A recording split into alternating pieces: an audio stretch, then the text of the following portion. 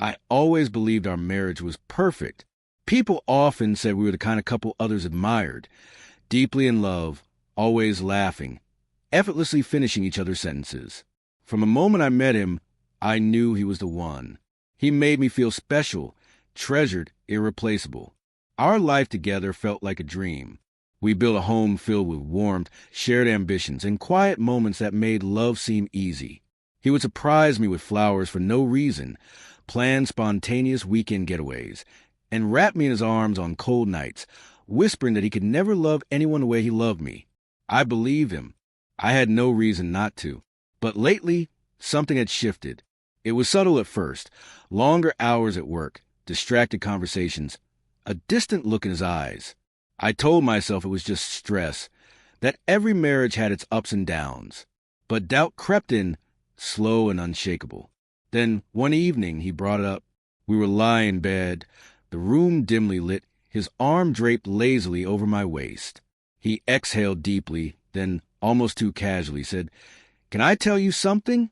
It's just a thought. Nothing serious." I smiled, expecting some silly confession, maybe a wild idea about moving to an island or trying a new adventure. "Of course," I said. His fingers traced soft patterns on my skin. "I've been thinking about what it would be like to be with someone else. Just once. No strings. Just curiosity." The air suddenly felt colder.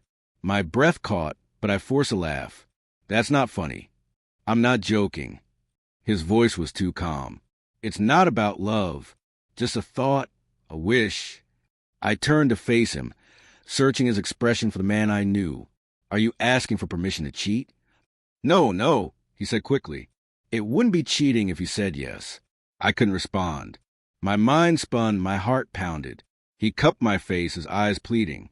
"I love you. I'll always love you. But haven't you ever wondered, just what if—" I pulled away, suddenly needing distance. "No, I don't," he sighed, rolling onto his back. "It was just a thought," he murmured. I wanted to believe that. I wanted to pretend it was a fleeting curiosity, that it didn't mean something deeper. But I knew better. Wishes weren't harmless. They were quiet confessions of desires we were too afraid to say aloud. And my husband had just spoken his. I tried to push the conversation out of my mind, convincing myself it was nothing more than an idle thought. But it wasn't over. Over the next few weeks, he brought up again, carefully, cautiously, always gauging my reaction. Each time, it chipped away at something inside me. At first, I was angry. "Why would you even say that? Am I not enough for you?" His response never changed. "It's not about that. It's just curiosity." That word made me sick. I started analyzing everything. Was he already seeing someone? Had he met someone who made him think like this? Or was I simply not enough anymore? Paranoia gnawed at me. I found myself checking his phone when he wasn't looking, watching his expressions a little too closely. He noticed. "You're overthinking this," he said one night. "I haven't done anything yet." Yet. Then one evening, he framed it differently. "What if I let you do the same?" He studied me carefully, as if that would make it fair, as if that would make it hurt less. I laughed bitterly. "That's not what this is about. You don't want me with someone else. You just want permission." He didn't deny it. For days, the silence between us grew heavier that I couldn't stop thinking about it. If I refused, would he go through with it anyway? If I agreed, would it destroy us? Either way, I was losing. I wish I could say I stood my ground, that I told him my love wasn't something to be placed on a shelf while he indulged in some fleeting fantasy. But the truth was I was scared, terrified of what would happen if I said no, afraid that deep down he was already halfway out the door. So, one night, after yet another exhausting conversation, I whispered the words I never thought I would. His face lit up instantly, his eyes shining with something I couldn't quite define. Excitement, relief. I felt hollow, as if I had just signed away a part of myself. "Are you sure?" he asked. I wasn't sure of anything anymore, but I nodded, hoping, desperately, that maybe this would be enough to keep him. I had no idea how wrong I was. The moment I said yes, something between us shifted.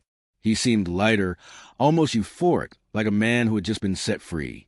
I told myself I was imagining it, that I was still in control. But deep down, I knew I had lost something I'd never get back. At first, I waited, hoping he would change his mind, realized this wasn't worth risking everything we had built. But he didn't hesitate. Within days, he was already making plans.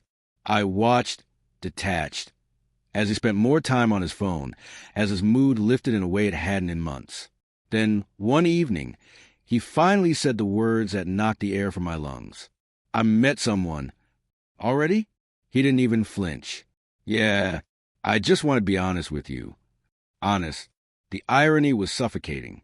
I forced myself to nod, pretending I was fine, acting as if this was something I had expected. And, in a way, I just hadn't been ready for how much it would hurt. The night he left to meet her, I sat alone in our bedroom, staring at the ceiling. My mind replayed everything. Our wedding vows, the way he used to look at me, the nights he held me close and promised forever. And now, here I was, waiting for my husband to come home from another woman's bed. When he finally walked through the door, he didn't even look guilty. If anything, he seemed satisfied, at ease, like this had been nothing more than an ordinary night. I wanted to scream, to demand every painful detail, to make him feel the crushing weight that was suffocating me. But I didn't, because I already knew the answer. Instead, I asked the one question I feared the most. Did you ever really love me? For the first time, his expression wavered. A flicker of hesitation. Then a sigh. Of course I do. But it wasn't the answer I needed. Because love wasn't supposed to feel like this. Love wasn't meant to make you feel like a stranger in your own marriage. And that's when I realized he had never been asking for permission. He had been searching for an exit. I didn't cry. I didn't yell. I just sat there, letting the weight of it all settle over me. The worst part wasn't that he had done it. It was that I had let him, that I had convinced myself this was the only way to keep him. He moved around the house as if nothing had changed. And maybe for him, nothing had. But for me, everything was different. His touch felt foreign. His voice faded into background noise. I stopped checking my phone for his messages. Stopped caring when he came home late.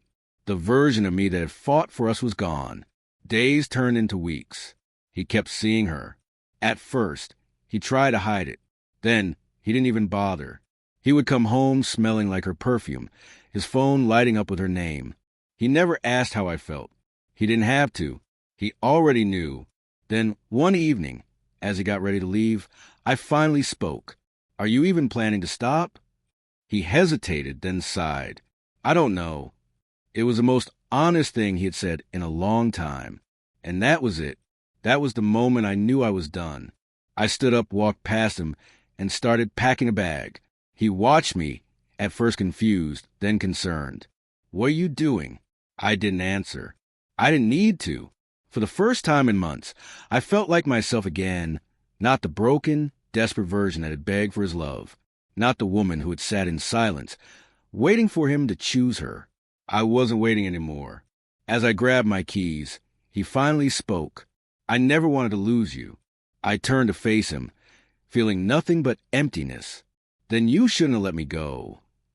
And with that, I walked out, not just from our home, but from the version of myself that had once believed love was enough.